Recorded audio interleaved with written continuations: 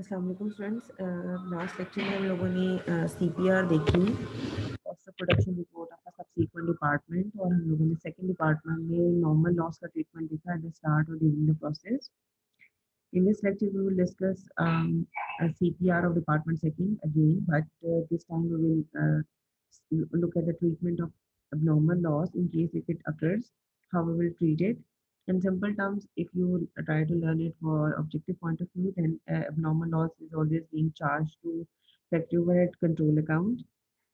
Now you will look at the treatment, yeah, how you will make changes in the cost of production report that we were discussing from the last 3 weeks. That is, just read out the question. During February, the assembly department received 60,000 units from the cutting department at a unit cost of $3.54. Cost added in the assembly departments in terms of material is 41,650.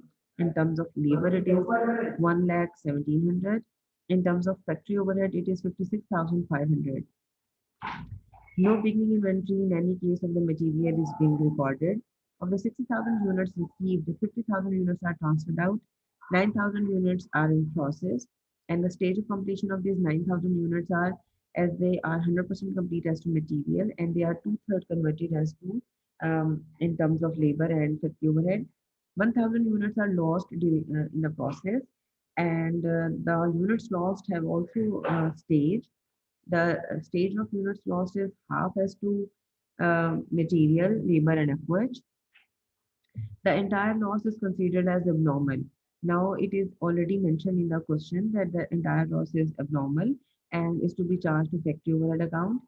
Actually, the abnormal loss, in case if it occurs, it is always mentioned in the question, so you don't need to search it out. The solution देखिएगा friends. First of all, we will write the name of the company. Let's say you are preparing this cost of production report for the ABC company. So we will write ABC Company Private Limited. Now the name of the department is given, the assembly department. You are preparing the report, cost of production report for the month that is ending on the April and whatever the year is. Now the quantity schedule section. Quantity schedule is the again I will repeat that this is the only section which report about the units flow. So 60,000 units are actually received from the preceding department. So you will write unit received from the preceding department as 60,000. Now you will show the distribution of these 60,000 units, that where they are right now. So you have completed your department, the assembly department has completed work on 50,000 units. They are completed as per your department's requirement, and then they are transferred to the next department, whoever the department is. 9,000 units are placed are with the assembly department, and 9,000 units are your department has to work on those 9,000 units. These 9,000 units are complete as to material, 100% complete as to material, and two-thirds as to labor and effort. You will write the stage of completion of work in process units with it, and 1,000 units that are lost during the process, or in the assembly department. You will write down the stage of these abnormally lost units as well. Abnormal loss, 1,000 units, half as to material, labor, and effort. It means 50% of the cost of the department has already been incurred on these units, and later they are being declared as lost units. And abnormal means it means कि यहाँ पे negligence की वजह से, किसी system की, employ की, या किसी की गफलत की वजह से लॉस इनकर हुआ है. Now just add them on 50,000 plus 9,000 plus 1,000, total 60,000. You are accountable for 60,000 और आपने उसकी डिस्पोजिशन शो कर दी है. Now you will write and prepare the second section, that is cost charged to the department. Basically, this is a section that represents the cost of those units that are being received from the preceding department and the cost that is being incurred by your own department. So the units that are received from the preceding department, 60,000 units were received and the cost was 212,400. How we have determined the total cost? We just multiplied the cost per unit that was given to us with the number of units that are received from the preceding department. Both these figures are given to us in the question. So just multiply 3.54 with 60,000. You will get 2,12,400 in total. Next is what is the cost that is being added by your department, the assembly department. So that cost is always given, like in terms of material, in terms of labor and effort, you have incurred this much cost. Now it's the time to calculate per unit cost. Now we will change the formula a bit, little bit. For this, we need to go to the additional computations, and we have to need to calculate EP, equivalence production. After calculating EP, then we will calculate per unit cost. The formula of EP would be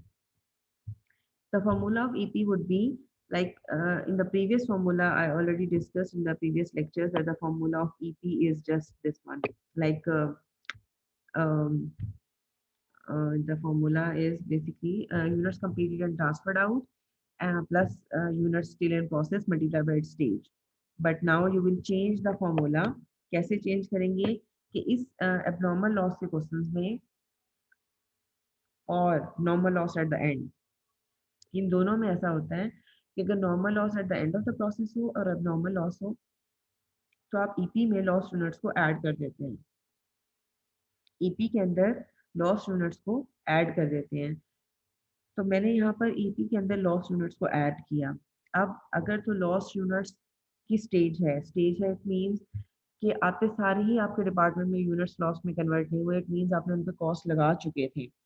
for example, अगर एक student है हमारे पास department में और वो 7th semester में है, तो 7th सेमेस्टर में बिल्कुल स्टार्ट में ही हमें छोड़ के चला गया किसी भी रीज़न की वजह से, अपने उसने अपनी डिग्री छोड़ दी या कुछ भी, तो हमारे 7th सेमेस्टर की कॉस्ट उस पर नहीं लगी थी. लेकिन अगर वो मिड तक उसने पढ़ा है तो उसके ऊपर हाफ कॉस्ट लग गई है डिपार्टमेंट की. और अगर उसने फाइनल टर्म तक पढ़ा है तो इट मीन्स कि उसके ऊपर 100% कॉस्ट लग गई थी. तो जस्ट लाइक आपने डिपार्टमेंट वाइज भी डिटर्मिन करना है कि हर डिपार्टमेंट ने उन यूनिट्स के ऊपर कितना पैसा या कितनी कॉस्ट इनकर कर दी थी. तो अगर उसकी कॉस्ट इनकर हुई भी है तो फिर उसकी भी उसको स्टेज से मल्टीप्लाई करेंगे, जस्ट लाइक जैसे हम वर्किंग प्रोसेस यूनिट्स की स्टेज के साथ मल्टीप्लाई करते थे. तो अब इसकी ईपी देखिएगा. Material 50,000 units are completed and transferred out. 9,000 complete है और इसको इसकी स्टेज से हम मल्टीप्लाई, बिकॉज ये 100% कंप्लीट थे. वर्किंग प्रोसेस में इसकी स्टेज 100% थी. क्वांटिटी शेड्यूल में देख लीजिएगा एक दफ़ा. तो 9,000 100% एज इट इज, और 1000 जो यूनिट्स लॉस्ट एबनॉर्मल हुए multiply by stage, that is half as to labour था, half as to material and efforts था. तो इन 1000 मल्टीप्लाई बाय 1/2, तो इट मींस ये 500 यूनिट्स हो जाएंगे. इनको ऐड ऑन कर दें, आपके पास ईपी आ जाएगी मटेरियल की, that is 59,500 units in this case.